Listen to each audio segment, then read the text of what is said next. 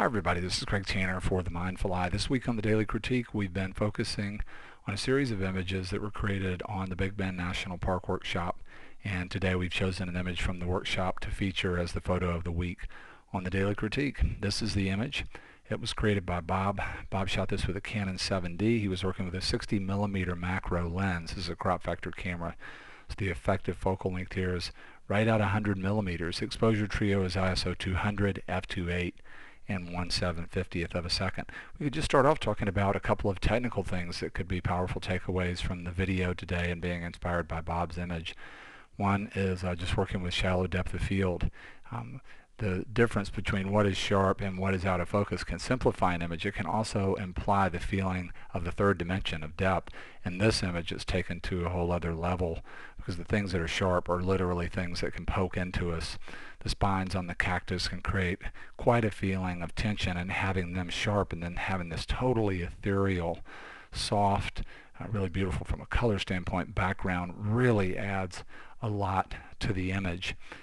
The other thing that I'll just go ahead and mention now, because we're talking about this part of the design of the image. So when I first looked at this image projected on the workshop, I almost got a sense of a spiny or bony fish that was swimming towards the lens. This back here almost looks like water, and then just really beautiful how the shape of the prickly pear and at this angle, and then some of these out of focus spines back here look like the tail of the fish, really gave me a very strong feeling of movement like that. I talk quite a bit about archetypes, when we can shoot one thing but then it suggests another idea that everyone understands, and most people understand the concept of fish and fish being in water. And it's a very powerful thing, I think, to be able to see these kinds of possibilities when we're shooting, and to be very powerful to look for them when we're editing and choosing images that we're going to work with. The more we can communicate to the viewer on all different levels of consciousness, conscious, subconscious, the more rich the narrative of the image can be for each individual person. And one of the things I love about this image is how I go back and forth of seeing it as cactus and then seeing it as the idea of the fish in the water. Another thing that I love about this image is the way Bob has presented color. In Big Bend, there are all types of prickly pear cactus. Some of them are purple. I think Bob has pushed the color some here. I know that one of the other things that Bob does is he paints. And one of the things that painting can teach us a lot about is just the idea of color, mixing color and color theory. When I look at this image, I almost get a sense of the whole color wheel being here. And images where we represent almost all the colors on the color wheel that don't get too chaotic can have a really powerful effect on the viewer. And we can see reds and oranges and yellows and magentas. Then we can start to move towards the cool side of things with violets, and then into blues and cyans and greens and yellows. All the colors on the color wheel are here, and the fact that this is an image that can move you around in a circular way in a lot of different places, I think goes along with the feeling of all the hues on the color wheel being present, and also sort of moving me through the image. Another thing that I'm really enjoying here is just Bob's choice of subject matter. The idea of the spider web being wrapped around the cactus, in addition to the juxtaposition of sort of sharp and soft. You also have a juxtaposition in terms of quality of line of things that look like they could be very sturdy, the spines on the cactus, and then qualities of line in the spider web that are incredibly delicate. And when we play opposites off of each other, it can create tension. It also can just make the image a lot deeper for the viewer. The other thing that I'm really enjoying here is the quality of light.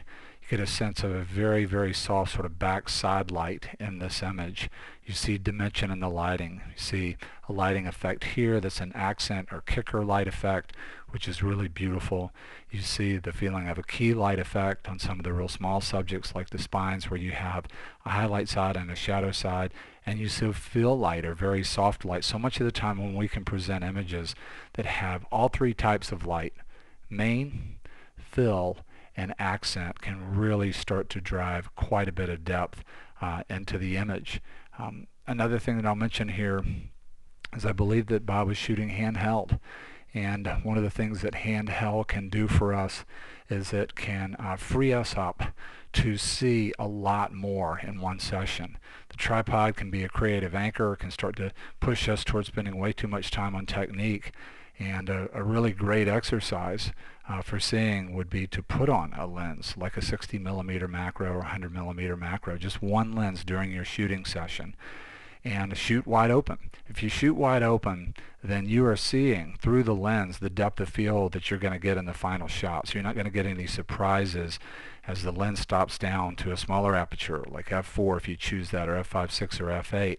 You're not going to get any surprises about composition. We're always previewing on the lens wide open unless we hit the depth of field preview button, and a really beautiful way to just practice seeing and to give yourself a lot more choices in a shooting session is to get rid of the tripod, put one lens on one camera, and just take a walk and just intuitively respond to the things in your environment.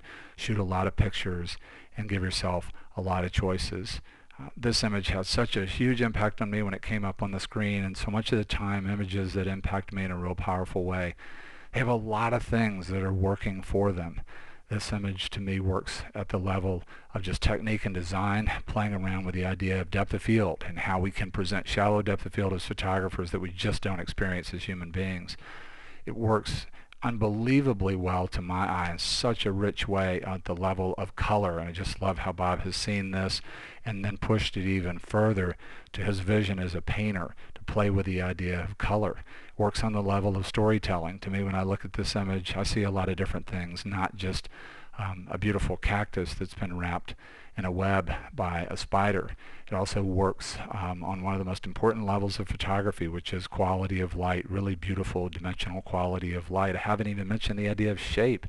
There's so many beautiful shapes here, and there's shapes that play off of each other and create tension. There's circles, and then there's the real high energy of triangles, and there's also rectangles and other shapes that are being presented. Just a beautiful image on a lot of levels. Hope it's given you some ideas to work with in your own photography. I want to say a big thank you to Bob for sharing the image with us and being open to us sharing it to the whole community on the Mindful Eye. I want to say a huge thank you to you for being here. Hope that you have a great weekend. Hope to see you again soon in the Mindful Eye.